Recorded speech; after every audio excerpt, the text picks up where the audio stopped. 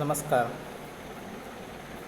आज समसीमांत उपयोगिता नियमाची गृहीते याबद्दल पाहणार आहोत. आपला समसीमांत उपयोगिता हा सुरू होता. त्याच्यापूर्वी आपण आरासी सीमांत उपयोगिता नियम पाहिला होता. त्या आरासी सीमांत उपयोगितामध्ये आपण पाहिलेलं होतं की प्रत्येक पुढील नगापासून मिळणारी जी उपयोगिता असते ती उपयोगिता कमी कमी होत जाते आणि उपयोगिता म्हणजे मानवाची इच्छा तृप्त करणारा गुण त्या वस्तूमध्ये असणे म्हणजे उपयोगिता. समसीमांत उपयोगिता पाहिलेलं होतं की मर्यादित उत्पन्नामध्ये महत्तम समाधान त्या ठिकाणी कशा पद्धतीने तो जो ग्राहक आहे तो त्या ठिकाणी कशा पद्धतीने तो प्राप्त करतो याबद्दल काल आपण पाहिलेलं होतं. आणि मुद्रेची सीमांत उपयोगिता प्रत्येक वस्तूच्या बाबतीत समान असते असं सुद्धा आपण त्या ठिकाणी पाहिलेलं होतं.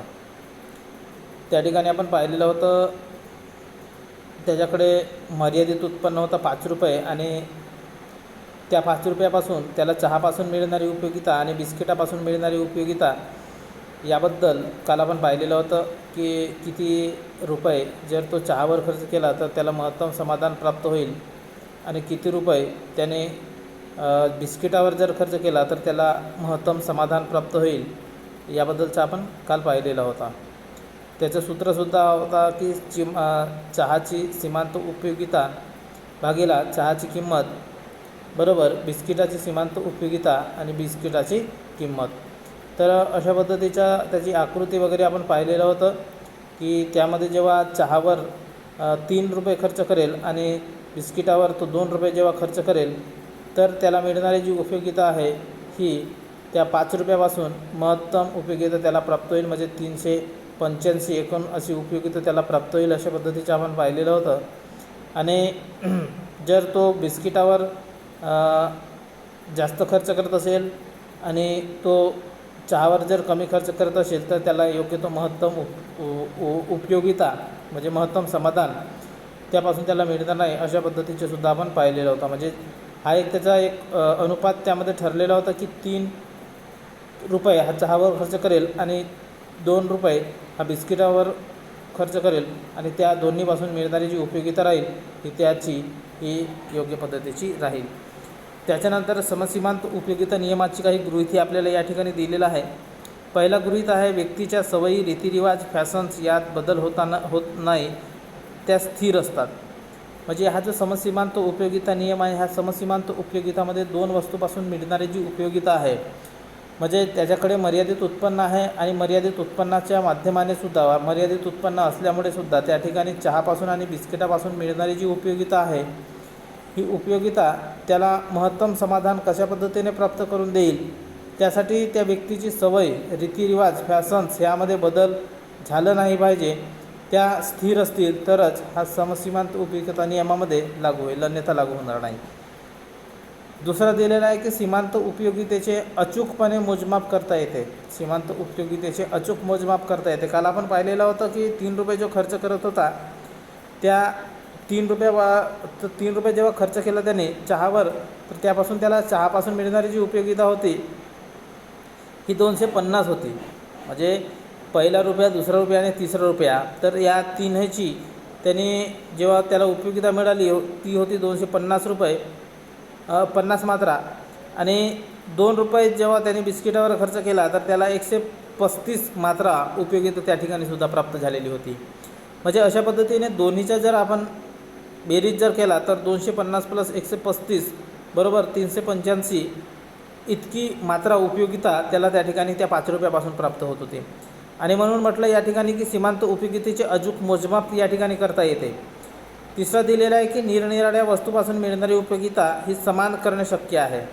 निरनिराळ्या वस्तूपासून मिळणारी उपयोगिता ही समान करणे आवश्यक आहे. कारण जसं चहापासून बिस्किटापासून मिळणारी जी उपयोगिता आहे या दोन्हींना समान करणे महत्त्वाचं आहे. जर चहापासून मिळणारी उपयोगिता ही खूप जास्त असेल आणि बिस्किटापासून मिळणारी उपयोगिता ही खूप कमी असेल तर त्या ठिकाणी सुद्धा त्याला योग्य तो उपयोगिता त्या ठिकाणी प्राप्त झाली असं म्हणता येणार नाही.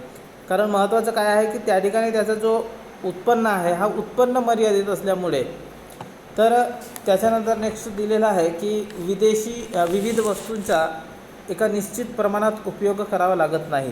विविध वस्तूंचा एका निश्चित प्रमाणात उपयोग करावा लागत नाही. नेक्स्ट दिलेलं आहे की मुद्रेची सीमांत उपयोगिता ही स्थिर असते. मुद्रेची जी सीमांत उपयोगिता असते ती सीमांत उपयोगिता स्थिर असते. म्हणजे काल आपण पाहिलेलं होतं की जी मुद्रा आहे त्या मुद्रेची जी सीमांत उपयोगिता हे स्थिर असते, कारण त्या समसीमांत उपयोगिता नियमामध्ये आपण पाहिलं होतं की मुद्रेची सीमांत उपयोगिता प्रत्येक वस्तूच्या बाबतीमध्ये समान होईल. मुद्रेची सीमांत उपयोगिता ही प्रत्येक बाबतीच्या म्हणजे प्रत्येक वस्तूच्या बाबतीमध्ये ती समान होईल आणि म्हणूनच त्या ठिकाणी उत्पन्नाची जे सर्व वस्तूमध्ये विभागणी करावी, म्हणजे त्या ठिकाणी उत्पन्नापासून महत्तम उपयोगिता त्याला त्या ठिकाणी प्राप्त होईल. म्हणजे अशा पद्धतीचं आपण काल पाहिलेलं होतं आणि म्हणून म्हटलं आहे या ठिकाणी की मुद्रेची सीमांत उपयोगिता ही स्थिर असते. त्याच्यानंतर आहे समसीमांत उपयोगिता नियमाचे महत्त्व काय आहेत ते आपल्याला या ठिकाणी दिलेलं आहे.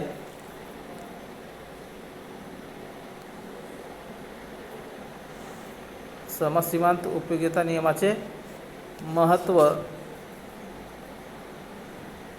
पहिला दिलेला आहे की उपभोग क्षेत्रात उपयुक्त.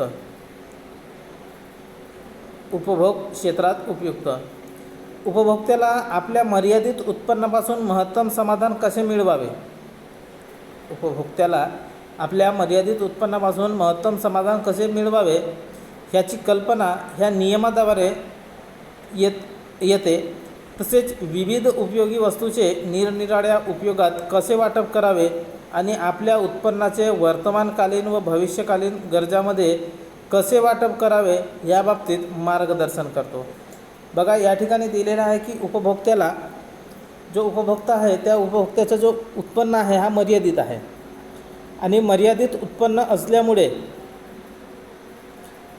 त्याच्याकडे जे विविध जे वस्तू आहेत, विविध उपयोगी ज्या वस्तू आहेत त्यांच्यापासून निरनिराळ्या उपयोगिता कसे वाटप म्हणजे कशा पद्धतीने त्या ठिकाणी प्राप्त करता येईल आणि आपल्या उत्पन्नाचे वर्तमानकालीन व भविष्यकालीन गरजांमध्ये कसे वाटप करावे याबाबत या समसीमांत उपयोगिताच्या माध्यमाने या ठिकाणी मार्गदर्शन केले जात असते. म्हणून म्हटलं या ठिकाणी की उपभोक्त्याला आपल्या मर्यादित उत्पन्नातून महत्तम समाधान कसे मिळवावे याची कल्पना या नियमाद्वारे येते. तसेच विविध उपयोगी वस्तूचे निरनिराळ्या उपयोगात कसे वाटप करावे आणि आपल्या उत्पन्नाचे वर्तमानकालीन व भविष्यकालीन गरजांमध्ये कसे वाटप करावे याबाबतीत सुद्धा या ठिकाणी मार्गदर्शन केलं जात असते. त्याच्यानंतर दुसरा आहे उत्पादन क्षेत्रात उपयुक्त. महत्तम लाभ मिळावा या उद्देशाने उत्पादक आपल्या जवळील मर्यादित उत्पादनाच्या भूमी, श्रम, भांडवल या विविध घटकावर अशा रीतीने खर्च करतो की प्रत्येक घटकापासून मिळणारी सीमांत उपयोगिता समान व्हावी.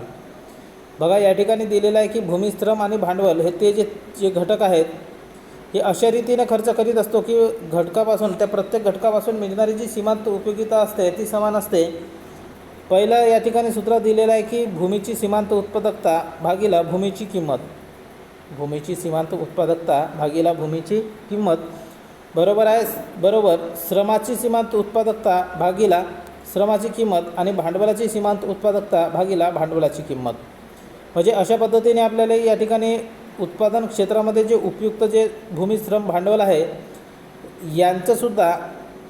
यांनासुद्धा मिळणारी जी उपयोगिता असते ती प्रत्येक घटकापासून मिळणारी जी सीमांत उत्पादकता ही या ठिकाणी समान असते. त्याच्यानंतर तिसरं दिलेलं आहे की विनिमय क्षेत्रात उपयुक्त. तर वस्तुविनिमयात कमी सीमांत उपयोगिता असलेल्या वस्तूऐवजी जास्त सीमांत उपयोगिता असलेली वस्तू मिळविण्याचा कसा प्रयत्न होतो हे या नियमाने कळते. तसेच मुद्रा विनिमय वस्तूची सीमांत उपयोगिता मुद्रेच्या सीमांत उपयोगितेपेक्षा जास्त असल्यास मागणीत कशी वाढ होते हे सुद्धा या समसीमांत उपयोगिताच्या माध्यमाने आपल्याला या ठिकाणी कळत असते. बघा की विनिमय क्षेत्रामध्ये उपयुक्त, कारण वस्तू विनिमयात कमी सीमांत उपयोगिता असलेल्या वस्तूऐवजी जास्त सीमांत उपयोगिता असलेली वस्तू मिळविण्याचा कसा प्रयत्न होतो हे या नियमामध्ये कळत असते. तिसरं नेक्स्ट दिलेलं आहे की वितरणाच्या क्षेत्रात उपयुक्त. बघा, राष्ट्रीय उत्पन्नाची वाटणी उत्पादन घटकामध्ये कशा प्रकारे करावी याचे मार्गदर्शन या समसीमांत उपयोगिताच्या माध्यमाने केले जात असते वितरणाच्या क्षेत्रामध्ये. कारण आपण पाहिलेलं आहे की वितरणाचं क्षेत्र, कारण जो वितरणाचा जो सिद्धांत होता तो सुद्धा आपण पाहिलेला आहे त्या ठिकाणी फर्स्ट इयरमध्ये, की भूमी, श्रम, भांडवल आणि संघटक यांचा मोबदला यांना त्यांच्या प्रमाणामध्ये त्यांना त्यांचा मोबदला वितरण केला जात असतो आणि त्या माध्यमाने त्या ठिकाणी जो वितरण आहे त्या वितरण क्षेत्रामध्ये उपयुक्त. कारण राष्ट्रीय उत्पन्नाची वाटणी ह्या उत्पादन घटकामध्ये कशा प्रकारे करावी, कारण या ठिकाणी जर ते उत्पादन घटक जर त्या ठिकाणी उपलब्ध जर होत नसतील तर त्या ठिकाणी उत्पन्न वाढणार नाही, म्हणजे उत्पादन वाढणार नाही तर त्या ठिकाणी उत्पन्न होणार नाही. आणि म्हणून त्यांचा जो वितरण आहे तो राष्ट्रीय उत्पन्नाची जी वाटणी याचं जो उत्पादन आहेत त्या ठिकाणी त्या घटकामध्ये कशा पद्धतीने वितरण करायचं याचंसुद्धा समसीमांत उपयोगिताच्या माध्यमाने त्या ठिकाणी नियोजन विचार केला जात असतो. त्याच्यानंतर आहे राजस्वाच्या क्षेत्रात उपयुक्त. तर महत्तम सामाजिक लाभ हा राजस्वाचा मूलभूत सिद्धांत आहे व साधण्याकरिता राजस्वाचे व्यवहार कसे असावेत ही ज्यामुळे समाजाला करावा लागणारा सीमांत त्याग व समाजाला मिळणारा सीमांत लाभ समान होईल. म्हणजे या ठिकाणी राजस्वाच्या क्षेत्रातसुद्धा या ठिकाणी उपयुक्त ठरत असतो. त्याच्यानंतर नियमाच्या मर्यादा या ठिकाणी दिलेल्या आहेत. समसीमांत उपयोगिता नियमाच्या मर्यादा. पहिली मर्यादा दिलेली आहे की समय, रीतिरिवाज व फॅशन इत्यादीमुळे नियम प्रभावी ठरत नाही. जर समय, रीतिरिवाज आणि फॅशन्स इत्यादीमुळे हा नियम प्रभावी ठरत नाही, जर त्यामध्ये बदलला तर हा समसीमांत उपयोगिता नियम लागू होणार नाही. कारण कसं आहे की 5 रुपयात म्हणजे मर्यादित उत्पन्न आहे, मर्यादित उत्पन्नामध्ये त्याला विविध वस्तू आहेत आणि त्यापासून त्याला महत्तम समाधान त्या ठिकाणी प्राप्त करून घ्यायचं आहे. आणि म्हणून सवय, रीतिरिवाज व फॅशन्स इत्यादीमुळे हा नियम प्रभावी ठरणार नाही. मोटार, घर इत्यादी अविभाज्य वस्तूच्या सीमांत उपयोगिता समान करणे कठीण असते, म्हणून अशा वस्तूबाबत हा नियम अंमलात येणे कठीण असते. त्याच्यानंतर तिसरं दिलेलं आहे की सीमांत उपयोगितेचे बिनचूक मोजमाप करता येत नाही. सीमांत उपयोगितेचे बिनचूकपणे मोजमाप करता येत नाही. त्याच्यानंतर नेक्स्ट दिलेलं आहे की काही वस्तू अशा असतात की त्यांचा एका निश्चित प्रमाणात उपयोग करावा लागतो. उदाहरणार्थ चहा तयार करण्याकरता दूध, चहा व साखर यांचा एक विशिष्ट प्रमाणात वापर करावा लागतो आणि म्हणून समसीमांत उपयोगिता नियम याबाबतीत लागू पडत नाही. नेक्स्ट आहे अशिक्षितच काय पण सुशिक्षित माणसालासुद्धा निरनिराळ्या वस्तूपासून मिळणारी सीमांत उपयोगिता समान करणे शक्य नसते. म्हणजे अशिक्षितच नाही तर त्या ठिकाणी सुशिक्षितसुद्धा माणसाला निरनिराळ्या वस्तूपासून मिळणारी सीमांत उपयोगिता समान करणे हे शक्य नसते. तसेच मनुष्य बरेचसे व्यवहार भावनेच्या आहारी जाऊन करतो आणि त्यामुळे या नियमाला मर्यादा पडतात. तर अशा पद्धतीने हा जो समसीमांत उपयोगिता नियम आहे त्याचे मर्यादासुद्धा आपण पाहिलेला आहे, त्याचे महत्त्वसुद्धा पाहिलेलं आहे. त्याच्यानंतर संख्यावाचक उपयोगिता नियम म्हणजे जो कार्डिनल युटिलिटी लॉ याबद्दल आपण उद्याला पाहणार आहोत. धन्यवाद.